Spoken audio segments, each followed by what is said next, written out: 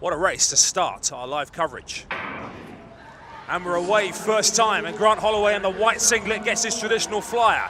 Devin Allen with him at the moment. Holloway relatively clean, just clipped that barrier. Devin Allen coming through here, and Devin Allen's going to upset Grant Holloway.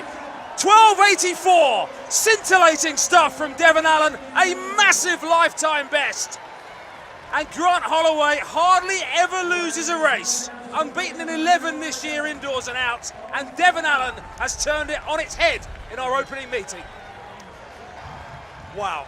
Well, Devin Allen got out probably as well as Holloway, but then Holloway is up by a stride here already, and now Allen starting to come through. Grant Holloway eyeballs out, and suddenly Devin Allen is going away. You just do not see people go away from Grant Holloway.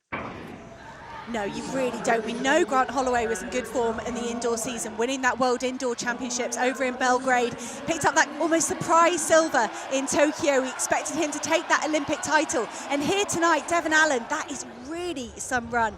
And to make someone the caliber of Grant Holloway, he's just 100th outside that world record on his personal best. And Devin Allen made him look a little bit ordinary tonight. But look at that, 12.84 for Devin Allen. Away they go first time, a bit of a breeze, pretty even to the first hurdle, but Gabby Cunningham into her running now. On her outside is Tia Jones, and coming through on the inside, Alicia Johnson. Johnson gets to the front, coming away from Cunningham, and Johnson will take it then in a meeting record of 12.39. This is a quick track in New York. That is just outside the world lead, set by Jasmine Camacho Quinn just last week. Well, this track is fast tonight.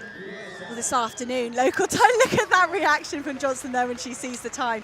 But she looked relaxed. She looked like she just executed her race plan. It's a decent start. At this point, Gabby Cunningham just looks like she's going to ease away from the field, but Alicia Johnson had saved an extra gear there, and she really opens up in these last few hurdles, over those last few flights. And Tia Jones, she's been super impressive on the circuit, so consistent, and she came through for a great second place. Well, you're right to say she was under pressure. Actually, the sideways angle gave us a much better perspective there of what a good start Gabby Cunningham got to the first hurdle, but the response from Alicia Johnson, who was back level after about two flights, and then again, like Devin Allen, moving away from high-quality opponents. And as you say, a little shriek when she saw the time, 12.40. I'm so surprised. This has been a week, a journey, some years, and whew, I go cry out. I don't know, but I'm just so thankful, and I'm thankful. Thank Jesus. I'm sorry to get emotional, y'all. I'm ready. This is not the end of the journey. It's just beginning. Away first time, good start from Brianna Williams in lane 7. Now Richardson into her running on her inside, Sturgis, and also coming through now is Leah Hobbs, and it's going to be Hobbs who takes it ahead of Richardson. Seemed to be easing down as well, Leah Hobbs there. 10.83 is the winning time from Leah Hobbs, fourth fastest time in the world this year. So keep an eye on Brianna Williams in lane 7, who was just about half a metre up or so on some of those, but then within a few strides that was gone. And now Hobbs with Richardson in her wing mirrors, chasing her down. And did Hobbs just stumble? I'm not sure what happened there a few metres from the line, but certainly Hobbs lost her fluidity, didn't she, a few metres out. Leah Hobbs was so relaxed throughout this race. She must have known she was in the lead. She had Kerry Richardson on her inside. At this point, Kerry Richardson just put on a tiny bit more pressure. Maybe that's what Leah Hobbs was reacting to.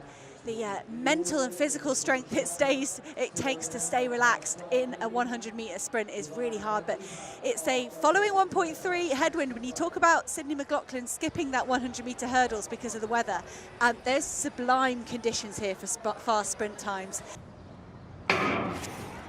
Away they go. We know Coleman with his indoor speed really does get away well at the moment. He's ahead. Blake in the white now starting to come through. Christian Coleman challenged by Akeem Blake. Coleman will hang on. 9.91 gets there sub 10 seconds in New York.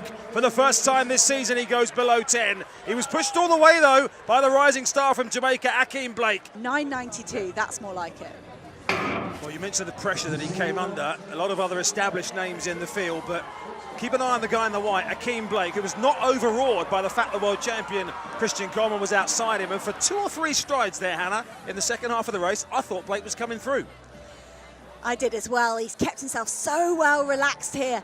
You can see he looks more relaxed than Christian Coleman at the moment. Blake does, and he's just lifting that cadence, but you can see he almost couldn't. It's partly the finishing tape, but partly just the power he was putting into that last few meters. And for Akeem Blake, we can see it is listed as a personal best.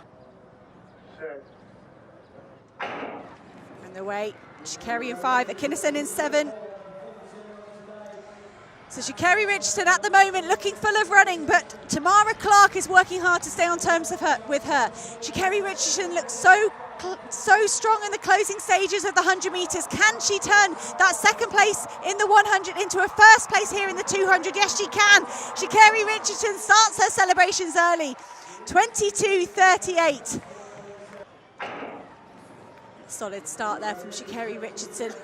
Did look like Atkinson outside of her got a tiny bit of a faster start, but Kerry Richardson, when you think about trying to run this bend well, trying to control that speed and then move on as you move on into the straight, Kerry Richardson looked full of running there.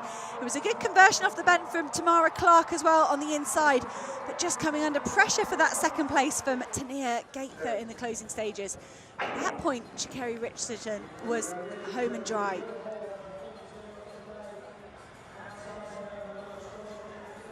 Well, certainly she was up on Akinison outside her, wasn't she? And Clark, as you say, just on her inside.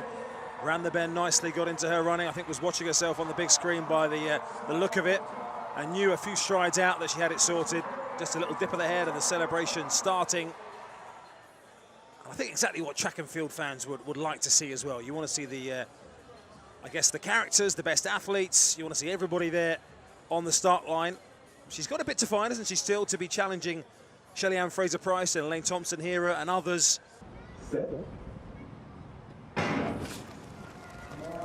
Once again, away well. Pretty even through that first 50 metres. Lyles now starting to move through on Kyrie King on his outside. Right on the outside, Brandon Carnes has started strongly, but it's Noah Lyles into the bend. Moving away from Kyrie King. Brandon Carnes continues well down the outside, but keep an eye on the clock here for Noah Lyles. 19.60. Wow. Noah Lyles shows he is fit and firing in World Championship year. Makes a quick call and tells them, yes, it went well. 19.6 for Noah Lyles. It's fast. Well, we started with Devin Allen turning in a supreme performance, and we've ended with Noah Lyles. And let's put it into context, pretty much unchallenged again here. Once he was into the straight, he was away and gone. Carnes ran surprisingly well on the outside for a 60-metre top-level performer, had some great strength in the end down the outside to come and try and take on King, but Noah Lyles has won it by 5 metres, 19.61 for the defending world champion, which, just looking down his personal stats, Hannah, is the 3rd fastest he's ever run. That's what you want to do when you are just over 5 weeks away from a World Championships on home soil, when you're defending your 200-metre title. You want to come here and run a phenomenal time. Here he is. You got to tell us, man, when you crossed the line and you saw 19.6 that's been rounded up to 61, my goodness, what do you think? I think that's about right. Okay. Hey, I look at my average. My average is 19.6. So when I run, I want to see 19.6 or better.